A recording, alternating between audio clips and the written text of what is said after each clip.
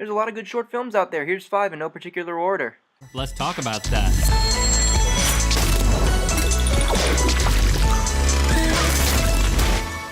One! Oh well. Now I'm rocking it! Fuck yeah! Here to satisfy our endless appetite for adult animation, it's Calibur, a short about a hardcore rocker who is sent to heck for living a life of sin and debauchery. This doesn't seem to faze our hero, however. So it turns out I wasn't talking to the Beatles, they were just insects, and I was tripping on horse tranquilizers. What a rock star. Taking a lot of inspiration from heavy metal, this short is gratuitously raunchy and violent. But what really makes this short great is the animation. The short has a great sense of kinetic energy. Everything flows together so smoothly without making any hard cuts. It really shows the power of a medium like animation. If you can take the camera anywhere and you can have your actor do anything, just go nuts. Take advantage of it. Even in scenes where there really isn't that much going on, there's so much energy, emotion, and personality put into the background and characters. I know with adult animation everyone is so quick to say, this should be on Adult Swim, but honestly I feel this would be a great fit for the network. It could effectively fill the void left by Metalocalypse. Oh yeah, also the music is pretty cool. It's just another day in the fires of hell. After 30 years you start to love that smell. So yeah, I'd recommend giving Calibur a watch. Just fair warning, it isn't the safest thing for work. We'll fornicate hard in another life!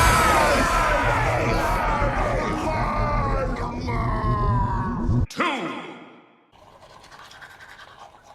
Bear is about a lazy guy and his disgruntled girlfriend who goes on a morning bike ride. If I say anything else about this short, it will ruin it. Just watch Bear, trust me. 3!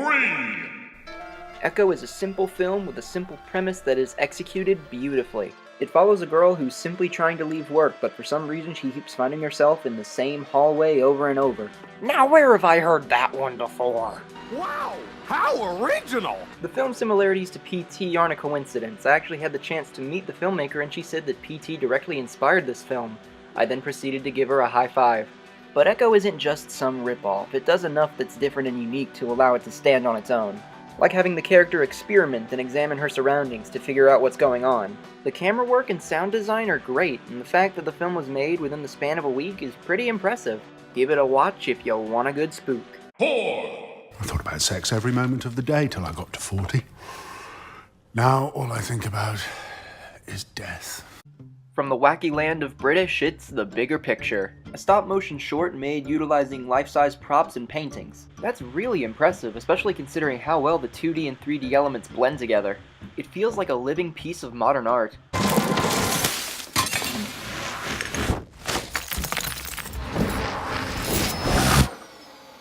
There are times when the animation is a little rough around the edges, like being able to see remnants of previous poses and frames that were later painted over for new ones. But to me, it adds to the charm. It just shows how much effort went into crafting every frame of the film. I mean, seriously, hand-painted smear frames! Wow!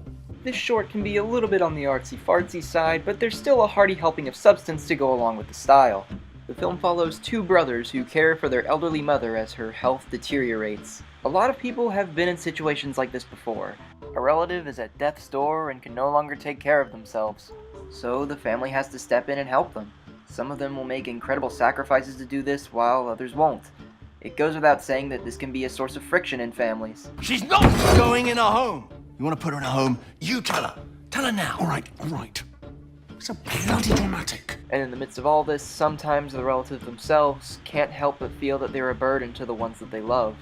It's a terrible situation for anyone involved. I'm sorry. It's all right. I love you, Mom. I'd do anything for you. I know. I'm so sorry, love. Overall, I can't recommend The Bigger Picture enough. It paints a picture of a harsh reality and does so beautifully. 5! Let's end off this list with something a little more lighthearted. Here is the 2010 Oscar winner, The Crush. This is the story of a Boy who has a crush on his teacher. Not that kind of crush, you sick freaks. He wants to marry his teacher, but is heartbroken to find out that she already has a fiancé. Determined to win her love, the kid plots to get her soon-to-be husband out of the picture. What can I do for you? Don't mind Miss Purdy.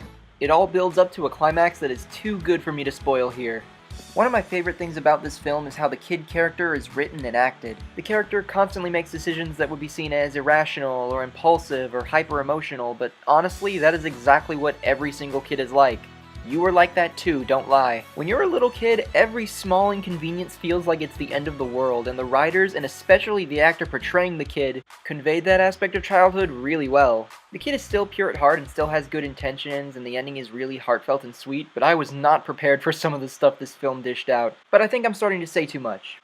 This film has great cinematography and great writing, and it's all wrapped up in this nice, tight little package. Just give it a watch, trust me. Game!